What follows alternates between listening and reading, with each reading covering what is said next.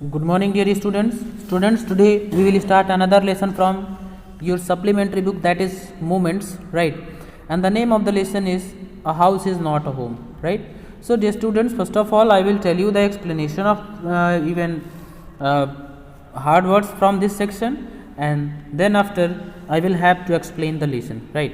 So, students, first of all, as you can see, this story reflects the challenges of being a teenager and problems of growing up. How does the author overcome his problems? Means this story is going to be even something mysterious here, right? And this story definitely highlights the thin difference between a house and a home, right? While house is a building where people live, and a home is a place where a family lives together, sharing the unique bond of love and oneness, right?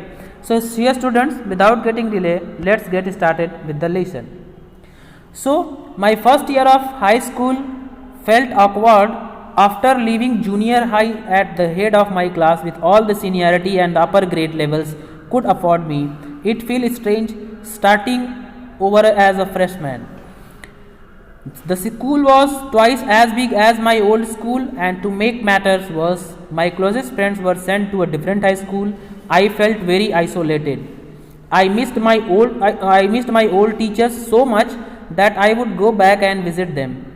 They would encourage me to get involved in a school activities so that I could meet new people. They told me that in time I would adjust and probably end up loving my new school more than I had my old one. They made me promise that when that happened, I would still come by and visit them from time to time. I understood the psychology in what they were saying, but I took some comfort in it nonetheless. Right? So, isolated means, my dear students, lonely, and freshman means a student in the first year of high school, right? As you are the student of class 9th, right? So, as the narrator entered the high school in the first year, he felt strange. In the junior school, he had been the head of the class and had enjoyed the privileges given to a senior, right? And it was uncomfortable to be a fresher at the high school. The school was twice as big as the old one, and to make matters worse, his friends had got into other schools, so he was lonely too. And he would go back to his old school, to meet the teachers because he missed his old school. The teachers were encouraged him to meet new people in new school and to get involved in new activities. They said her that after some time definitely he will adjusted everything. The teachers at the school made him promise that he would visit them even when he got settled in new school. The narrator tried to feel comfortable with these words of his teachers, right? One Sunday afternoon, not after long, I had started a school. I was sitting at home at our dining room table doing homework. It was a cold and windy fall day, and we had a fire going in our fireplace. As usual, my red tabby cat was lying on top of all my papers, purring loudly and occasionally swatting at my pain for entertainment's sake. She was never far from me. I had rescued her when she was a kitten, and somehow she knew that I was the one responsible for giving her the good life. My mother kept stoking the fire to keep the house nice and warm. Suddenly, I smelled something strange, and then I noticed smoke pouring in through the seams of the ceiling. The smoke began to fill the room so quickly that we could barely see. Groping our way to the front door, we all ran out into the front yard. By the time we made our way outside, the whole roof was engulfed in flame and it was spreading quickly. I ran to the neighbors, called the fire department, while I watched my mother run back into the house. My mother then ran out of the house carrying a small metal box full of important documents. She dropped the case on the lawn and in crazed state ran back into the house. I knew what she was after. My father had died when I was young, and I was certain that she was not going to let his pictures and letters go up in flames. They were the only things that she had to remember him by. Still, I screamed at her, "Mom, no!" Right? So, swatting means SWATTING. Swatting. Swatting means to hit something, किसी चीज़ से टक्कर पाना. And purring PURRING ये एक sound होता है जो कि कैट के थ्रू मेड किया जाता है. Right. So one Sunday afternoon an accident occurred. Jan was sitting at the dining table doing his homework. The day was cold and windy and the fire was up at the fireplace.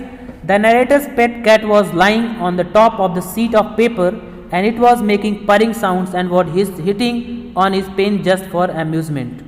Right. And my mother kept stoking to fire. Stoking means, here you will have to write, stoking means feeding and tending the fire. Groping means to search blindly. Engulfed means flooded, मतलब भरा हुआ. Right. So Jan's mother tended to fire to keep the house warm and there was a smoke filling the room from the ceiling. Within a few seconds it filled the room and they could hardly see. They made their way to the front door and escaped into the garden. The roof had caught fire which spread quickly.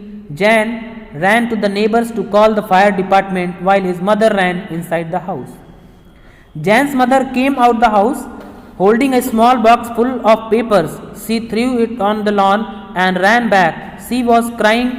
She was trying to save important things, and as Jan's father died when Jan was small, she had to save his pictures and letters which were the only memories of his. And Jan screamed at her not to go inside the burning house. And I was about to run after her when I felt a large hand hold me back. It was a fireman. I hadn't even noticed that the street had already filled with fire trucks. I was trying to free myself from his grasp, yelling, "You don't understand, my mother isn't there." He held on to me while other firefighters ran into the house. He knew that I was not acting very logically and that if he were to let go, I would run. He was right.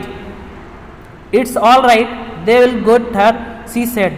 He wrapped a blanket around me and sat me down in our car. Soon after that, the fireman emerged from our house with